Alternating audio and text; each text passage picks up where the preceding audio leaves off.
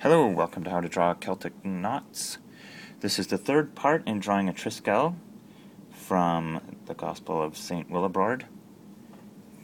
And I'm your host, Jason Belchamber. What we're going to do is get our nice thick marker, pick the thinner end.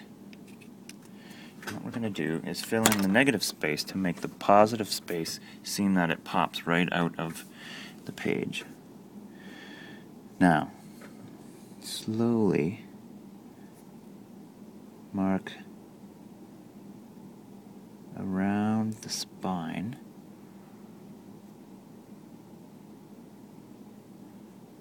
of the white that you've done. Slowly. And this is where you can even it up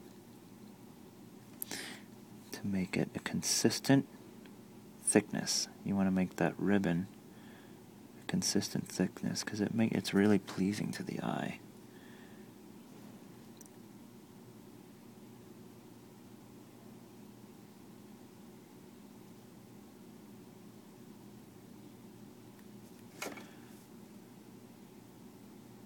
So on both ends,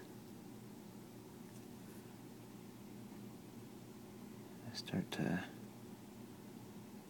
color it in.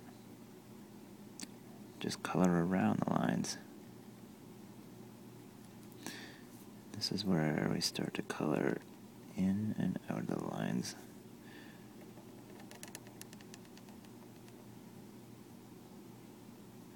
It's interesting because the number 3, or patterns that repeat in threes, are the most common Celtic motifs.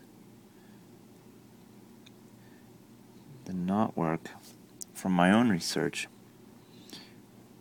originated on Pictish artifacts from Scotland when the Picts were being converted to Christianity by both the Saxons from the south and from the Irish Celts from the west in Ireland.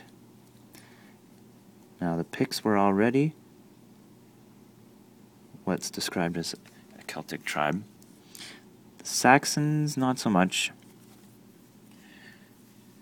but the Celts from Ireland were definitely Celtic because of the amount of Triskeles found on their artifacts, but it was mostly spirals. Alright, make this one thinner here. You can see that making the knot a consistent thickness here in this part starts to make the eye fooled into thinking that it is going over and under continuously. So we'll go under this pattern here.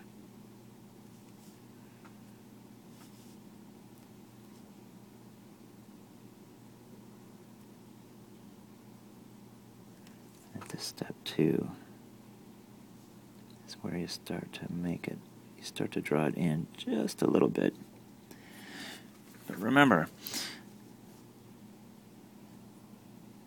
the dark really swallows up the light, so you actually want to practice making the white lines thicker and bringing them thinner with each step, because you can't go backwards.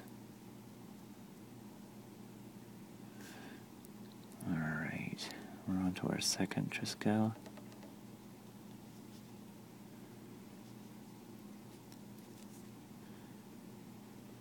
Underneath. So slightly thicker. There we go.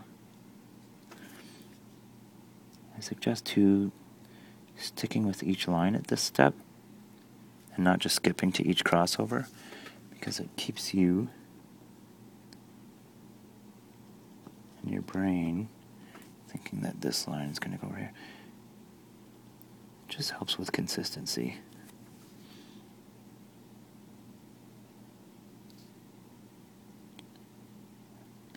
As the next few segments that I may go on, I'm going to be getting into more and more complex designs that will take several steps rather than one single step.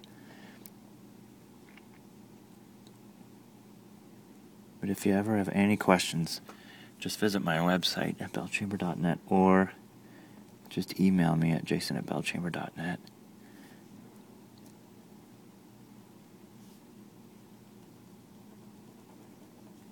Alright. Make this a little thinner here when it goes over the other ribbon.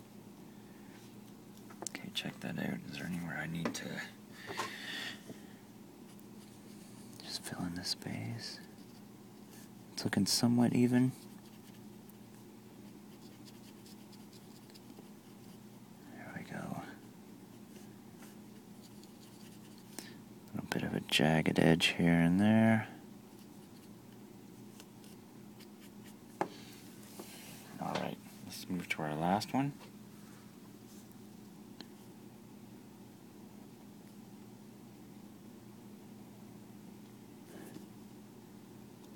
On the home stretch here.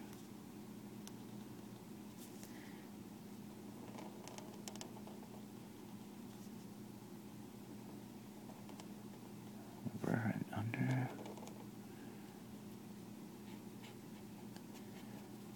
Like I said, the knotwork and Celtic motifs that everyone recognizes today came about in the 500s, in about the 6th century.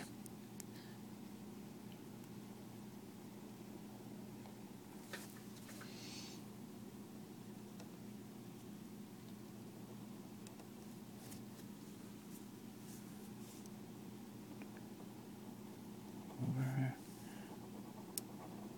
under. There we go, we're almost done.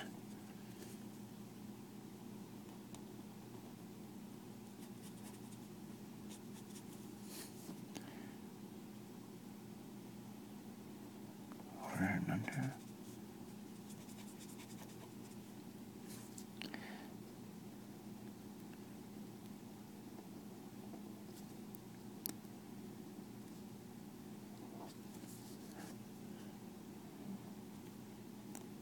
Alright, this is the part where you start to look for any edges that are jagged.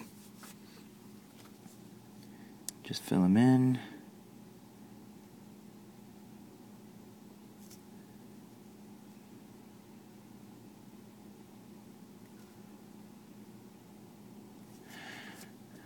And now I'm going to use the very fat edge of this calligraphy marker just to fill in this space.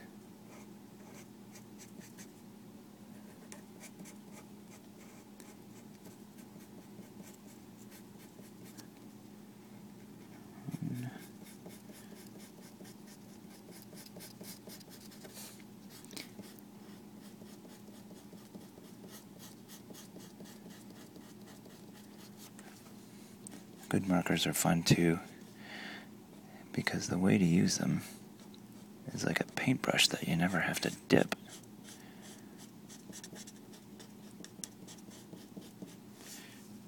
Unless they dry out like mine is right now.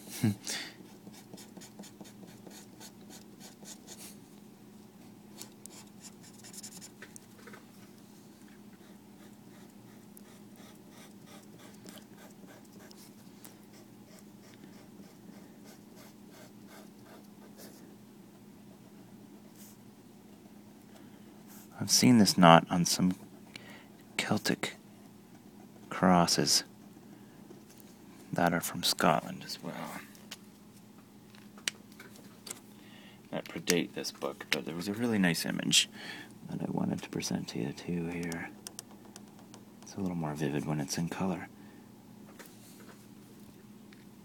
Now, if there's anything else I could do, just to fill in the space here.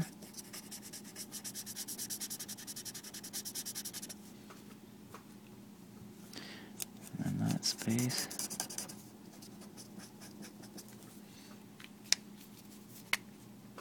The very last thing would be just to see if there's anything you want to smooth out or change the thickness slightly so that it is consistent throughout.